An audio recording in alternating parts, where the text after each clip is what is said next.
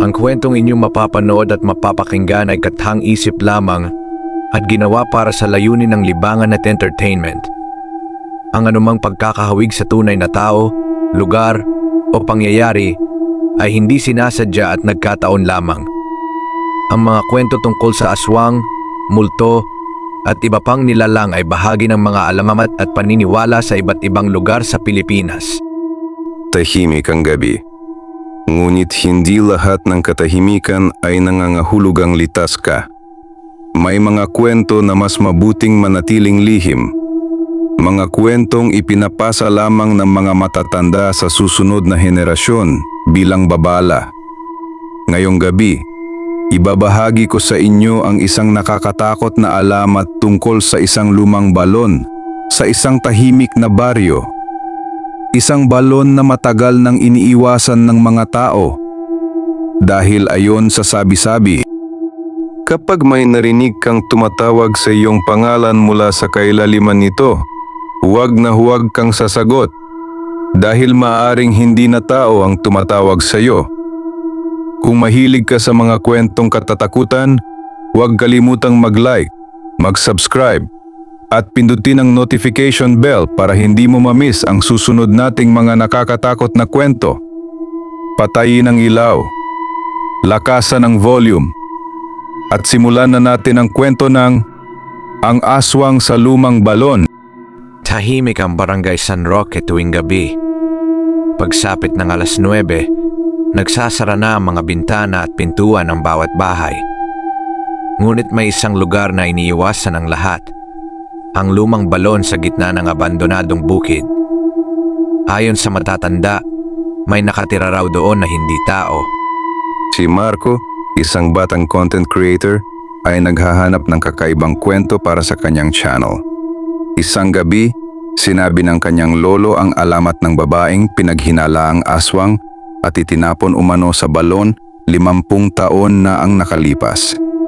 May isa itong babala. Huwag sasagot kapag may tumawag mula sa balon. Hindi naniwala si Marco sa kwento.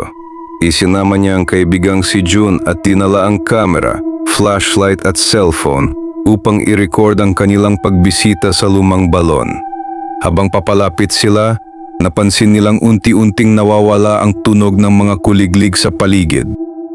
Pagdating nila sa balon ay tila mas malamig ang hangin kaysa sa ibang bahagi ng bukid. Tahimik ang paligid at halos marinig nila ang kanilang paghinga. Habang kinukunan ni Marco ng video ang balon, may mahina silang narinig na boses mula sa dilim. Marco. Mahinang bulong ang kanilang narinig. Napatingin si Marco kay June, ngunit umiling lamang ito. Muling narinig ang boses. Ngayon ay mas malinaw na. Marco.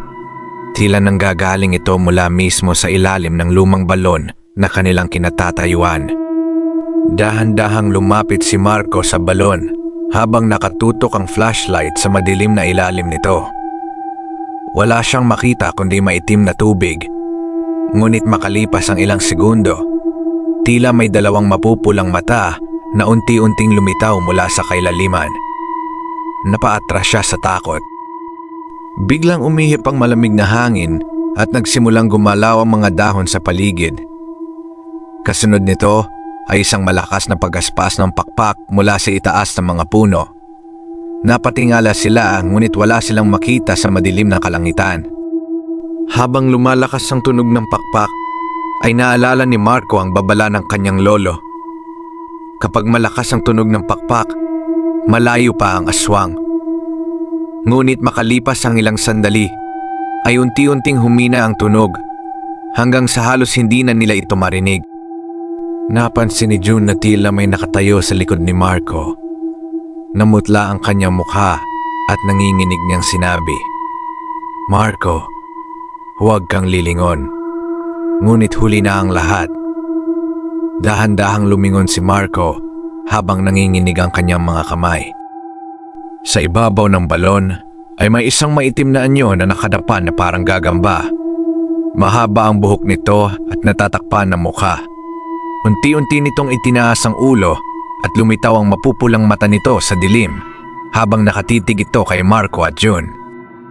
Biglang tumalon ang nilalang mula sa ibabaw ng balon at bumagsak sa lupa nang walang kahit anong tunog.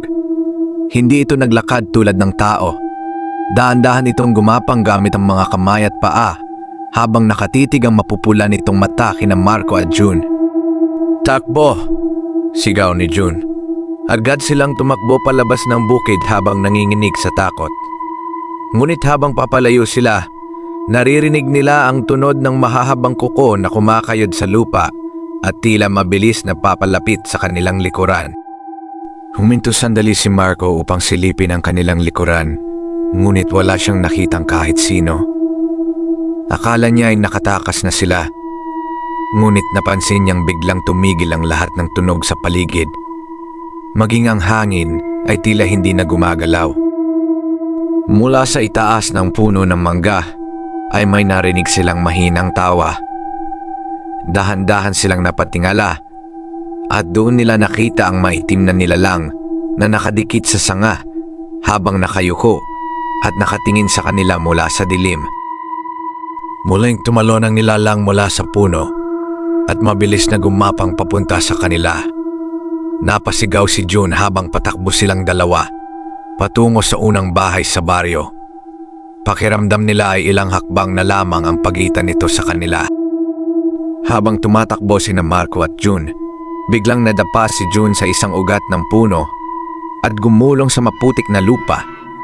Agad siyang tinulungan ni Marco na makatayo, ngunit napansin nilang biglang nawala ang tunog ng mga kuko sa likuran nila. Masyadong tahimik ang paligid. Dahan-dahang lumingon si Marco upang tingnan kung nasaan ang nilalang. Wala siyang nakita sa likod nila. Ngunit nang itaas niya ang ilaw ng flashlight, nakita niya ang nilalang na nakadikit sa puno sa kanilang tabi habang nakatitig sa kanila ang mapupula nitong mata. Napaatras si Marco sa gulat habang mabilis na tumalon pababa ang nilalang mula sa puno. Muli silang tumakbo ng buong bilis patungo sa baryo. Naririnig nila ang mahinang pagaspas ng pakpak at ang tunog ng mga dahong gumagalaw sa kanilang paligid. Sa wakas ay narating nila ang unang bahay sa baryo. Pagpasok nila sa bakuran ay biglang tumigil ang lahat ng tunog. Paglingon nila sa madilim na kalsada, wala nang bakas ng nilalang. Tanging malamig na hangin lamang ang kanilang naramdaman. Akala nila ay ligtas na sila. Ngunit nang sumilip si Marco sa bubong ng bahay, nakita niya ang mga bakas ng putik at mahahabang marka na tila iniwan ng mga kuko. May kung anong gumalaw sa dilim bago ito tuluyang nawala sa kanyang paningin. Kinabukasan, buong baryo ang nagulat sa balitang may nawawalang alagang manok at kambing sa magkakalapit na bahay. Habang nakikinig si Marco sa usapan ng mga kapitbahay, napansin niyang tahimik lamang si Aling Rosa at nakatitig sa kanya mula sa kabilang kalsada. Kinagabihan, habang inaayos ni Marco ang kuha ng kanyang camera, may napansin siyang kakaiba sa isa sa mga video. Sa likod nilang dalawa ni June ay may maitim na aninong nakatayo sa tabi ng balon at tila nakatingin direkta sa camera. Muli niyang pinanood ang video, ngunit mas lalo siyang kinilabutan. Unti-unting lumapit ang anino sa kamera kahit hindi naman ito nakita ng kanilang mga mata noong gabing yon. Bigla namang nagputol-putol ang video bago tuluyang namatay ang screen. Maya-maya ay may narinig siyang mahinang katok sa bintana ng kanyang kwarto. Nang sumilip siya sa labas ay wala siyang nakitang tao. Ngunit sa salamin ng bintana ay may bakas ng putik na hugis kamay at mahahabang marka ng kuko. Habang pinupunasan niya ang salamin, biglang may narinig siyang pabulong na tinig mula sa likod ng kanyang bahay. Marco, parehong boses iyon na narinig nila sa balon. Dahan-dahan siyang napalingon habang mabilis ang tibok ng kanyang puso. Nanginginig na lumabas si Marco ng bahay habang hawak ang flashlight. Sinundan niya ang boses hanggang sa likod ng kanilang bakuran. Doon niya nakita ang mapuputik na bakas ng paa na papunta sa lumang puno ng mangga sa gilid ng kalsada. Itinutok niya ang ilaw sa puno, ngunit walang tao roon. Habang paalis na siya, May malamig na patak ng tubig na tumulo sa kanyang balikat mula sa itaas. Nang tumingala siya, may nakita siyang maitim na anino na mabilis na nawala sa mga sanga. Kinabukasan ay nagpunta sina Marco at June sa bahay ng lolo ni Marco upang ikuwento ang lahat ng nangyari. Nang marinig ng matanda ang tungkol sa balon, bigla itong namutla at pinasara agad ang lahat ng bintana ng bahay. May kinuwento ang lolo ni Marco na matagal ng sikreto ng baryo. Ang babaeng itinapon sa balon noon ay hindi raw namatay. Sa halip, nawala ito at pinaniniwala ang bumabalik tuwing malapit ang kabilugan ng buwan. Binalikan kayo dahil narinig nito ang pangalan mo, sabi ng matanda. Kapag tinawag ka nito ng 3 beses at sumagot ka, hindi ka na nito titigilan. Biglang nanlamig si Marco dahil 3 beses niyang narinig ang kanyang pangalan sa gabing iyon. Pagsapit ng gabi, hindi na mapakali si Marco. Pinatay niya ang ilaw ng kanyang kwarto at siniguradong nakasara ang lahat ng bintana. Ngunit pagsapit ng 12:00 ng gabi, muli niyang narinig ang mahinang bulong mula sa labas. Marco. Dahan-dahan siyang lumapit sa bintana, ngunit hindi siya sumilip. Naalala niya ang babala ng kanyang lolo.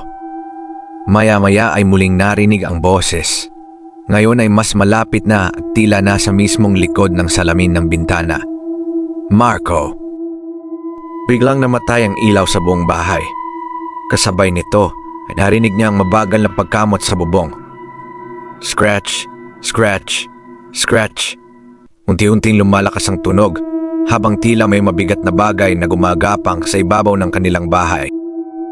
Hindi na napigilan ni Marco ang sarili at bahagyan niyang sinilip ang bintana.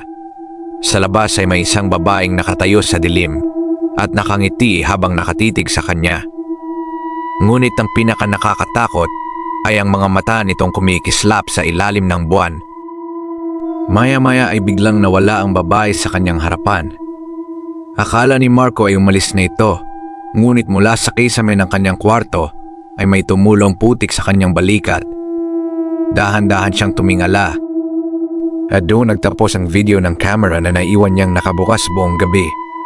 Kinabukasan, natagpuan ng camera sa sahig ng kwarto ni Marco. Ngunit si Marco mismo ay hindi na muling nakita ng mga taga-baryo.